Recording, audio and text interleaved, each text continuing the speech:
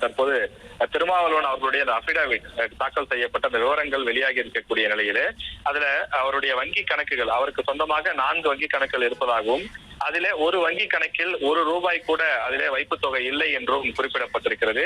மொத்தமாக அவருக்கு 4 வங்கி கணக்குகள் இருக்கக்கூடிய நிலையில் அதில் ஒரு வங்கி கணக்கில் ₹1 கூட அதுல பணம் இல்லை. அதே நேரத்தில் மற்றொரு வங்கி கணக்கு, அதாவது இந்தியன் வங்கி அரியலூர் மாவட்டத்தில் இருக்கக்கூடிய இந்தியன் வங்கி கணக்கில் ஒரு ₹10 லட்சம் பணம் வைத்திருப்பதாகவும் அந்த பணம் தேர்தல் செலவுக்கானது என்றும் குறிப்பிடப்பட்டுள்ளது.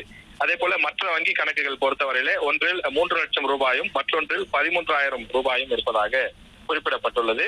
பெரும்பாலான நட்சத்திர வேட்பாளர்கள் பொறுத்தவரையில் தங்களுக்கு சொந்தமாக காரே இல்லை என குறிப்பிட்டிருக்கும் நிலையில் திருமாவளவன் அவர்கள் தனக்கு சொந்தமாக 4 கார், ஒரு டெம்போ டிராவலர் இருப்பதாக குறிப்பிட்டிருக்கின்றார்.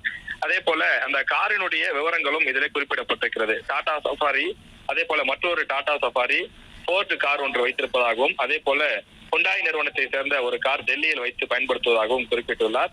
அதே போல தமிழ்நாட்டில் ஒரு டெம்போ டிராவலர் இருப்பதாகவும் குறிப்பிடப்பட்டிருக்கிறது. அதே போல திருமாவளவன் அவர்களிடம் ஒரு குண்டுமணி, நகை மற்றும் வெள்ளி போன்றவை எதுவும் இல்லை என்றும் குறிப்பிடப்பட்டிருக்கிறது.